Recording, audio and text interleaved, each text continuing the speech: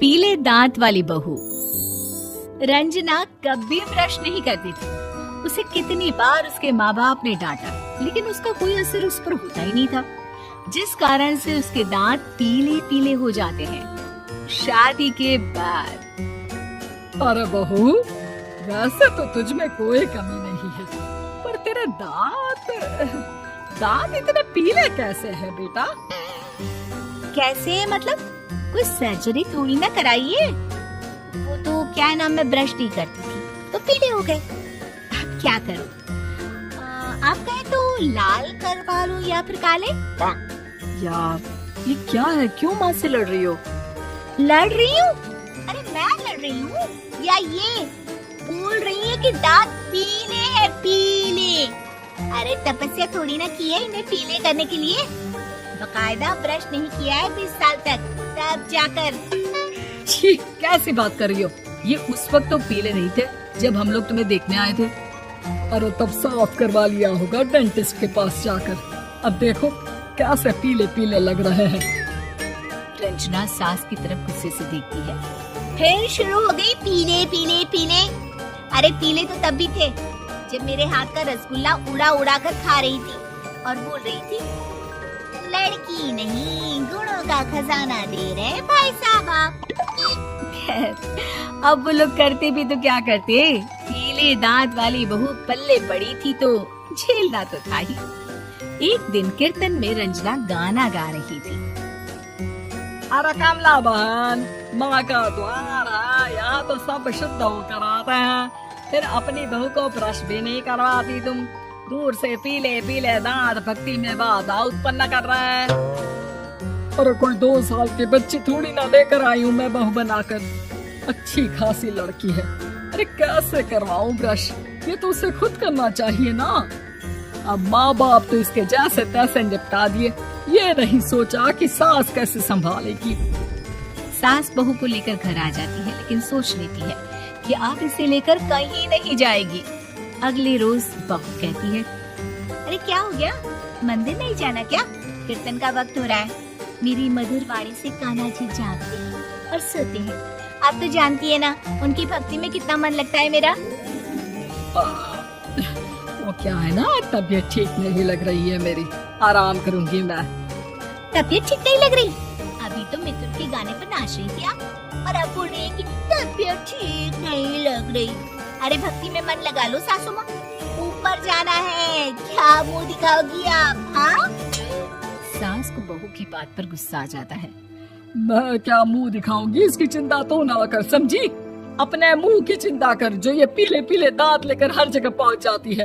पता है लोग कितना मजाक बनाते हैं। ना जी ना, मैं नहीं जाना कहीं तेरे साथ। तो ये बात है, कोई ना, मत जाओ, मैं अपने कमरे में ही बैठकर भक्ति कर लूंगी। ऊपर वाला दांत थोड़ी ना देखता है, मन देखता है, भावना देखता है। और अरे बस बस, तू सब कुछ दिखा, बस ये सफेद चमकदार दांत ना दिखाना किसी को, है?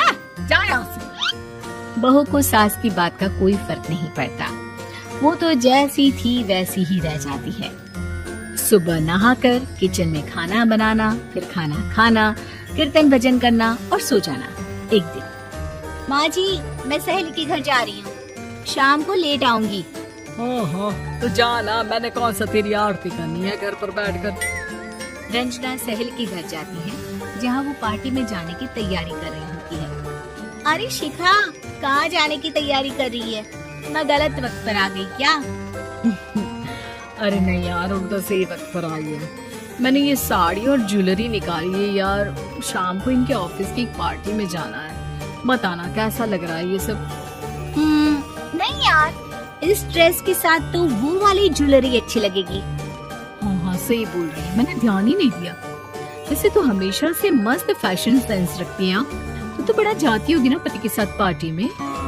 रंजना कुछ नहीं बोलती, बस सोचती है कि यार काश ये बात सही हो जाती, पर मैं क्यों नहीं जाती पार्टी में? क्या इन लोगों की कोई पार्टी होती नहीं होगी? रंजना घर आती है और रात में पति से सवाल करती है, एक बात बताइए, आप मुझे किसी पार्टी में क्यों नहीं ले जाते? क्या आपके यहाँ ऑफिस में पार्टी नहीं होती? पति बेचारा क्या कहता कि दांत पीले हैं तुम्हारे इसलिए। अरे कोई पार्टी होती नहीं हम लोगों के ऑफिस में, तो कहाँ से लेकर जाऊं?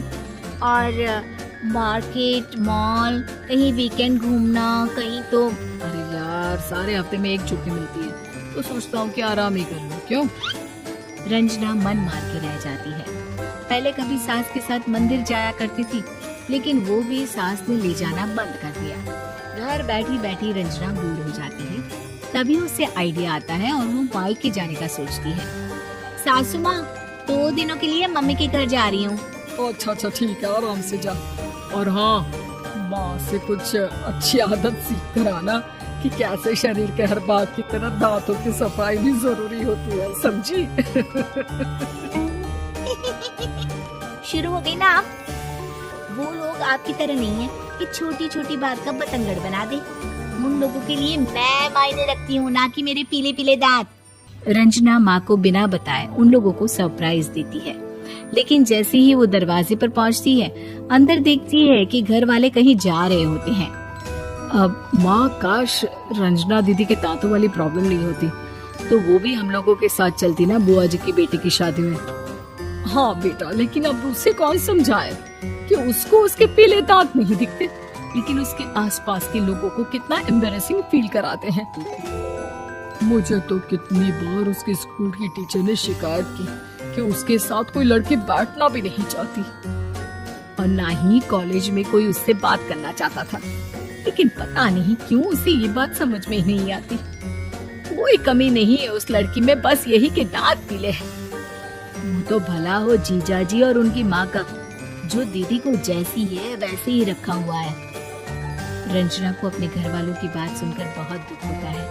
वो सोचती है कि वो क्या करे, लेकिन फिर वो सीधा डेंटिस्ट के पास जाती है, अपने दांत चमकाती है और कसम खाती है कि वो रोज ब्रश करेगी। अरे क्या हो गया?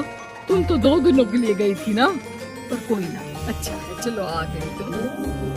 रंजना सास के सामने आकर खड़ी हो जाती है और पूरी स्माइल करती है, उसके चमकदार दांतों को दिखाती हुई। चलो मंदिर। माँ मुझे माफ कर दीजिए, मैंने आप लोगों को बहुत एम्बैरेसिंग फील करवाया। मैं आज से रोज ब्रश करूंगी।